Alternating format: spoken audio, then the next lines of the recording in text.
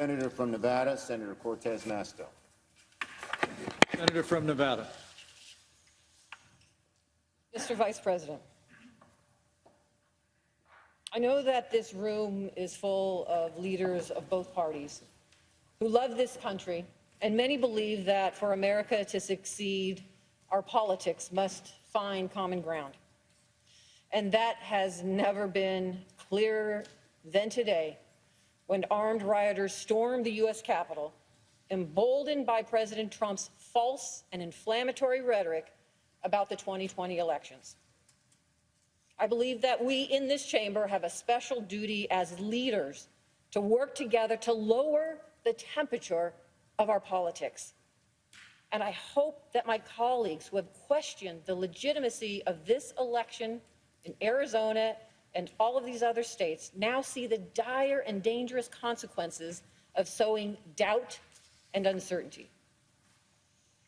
I also know that as U.S. senators, we all take solemnly the oath we swear to support and defend the Constitution of the United States against all enemies, foreign and domestic.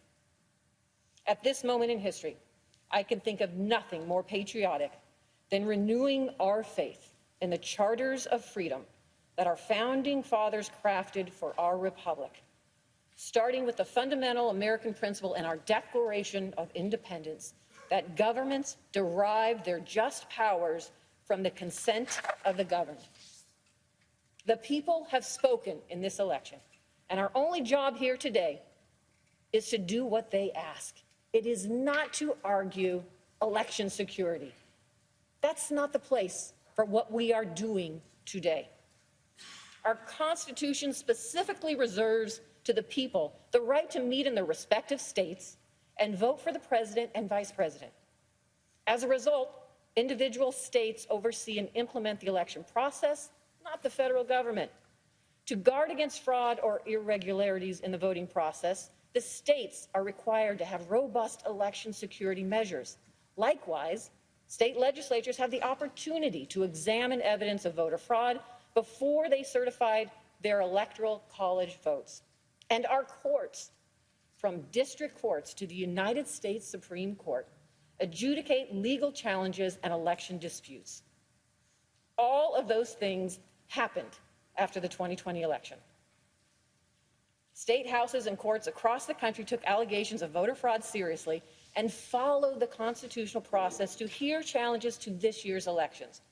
No state found evidence of any widespread voter fraud, and neither did any court ask to review the state's findings. In Arizona, Republican Governor Doug Ducey, Democratic Secretary of State Katie Hobbs, Republican Attorney General Mark Brnovich, and State Supreme Court Chief Justice Robert Brutinel all certified the results of the election on November 30th. And we have heard, Arizonans have been voting by mail for almost 30 years. And Governor Ducey has expressed confidence in the state's process numerous times. In November, he said, "We do elections well here in Arizona. The system is strong, and that's why I have bragged on it so much." He further stated, "We have some of the strongest election laws in the country, laws that prioritize accountability and clearly lay out our procedures for conducting, canvassing, and even contesting the results." And they are right. Arizona has one of the most transparent election processes in the country, with built-in accountability, starting with internal auditing. We have heard unfounded allegations that voting machines in Arizona and elsewhere somehow changed vote tallies or somehow improperly rejected ballots while claiming to accept them. These allegations all ignore the fact that Arizona counties conducted ballot audits by hand to double-check the machine counts, and these audits found no widespread fraud or irregularities. Maricopa County, the county where more than 60% of the state population resides, conducted a post-election hand count audit in the week after the election, which showed perfect 100% accuracy in the machine tabulations.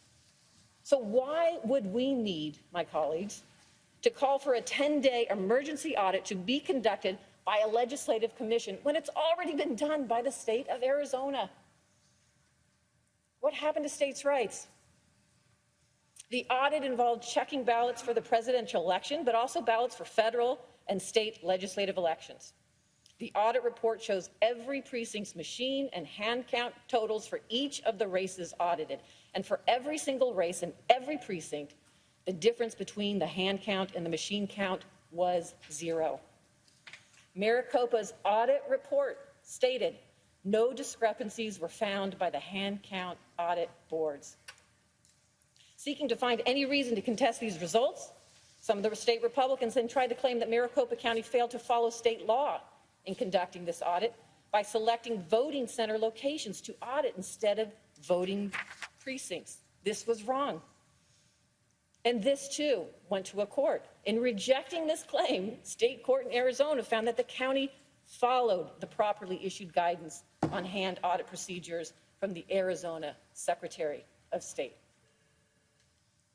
And the court found that Maricopa County officials, therefore, could not lawfully have performed the hand count audit the way the plaintiffs wanted it done.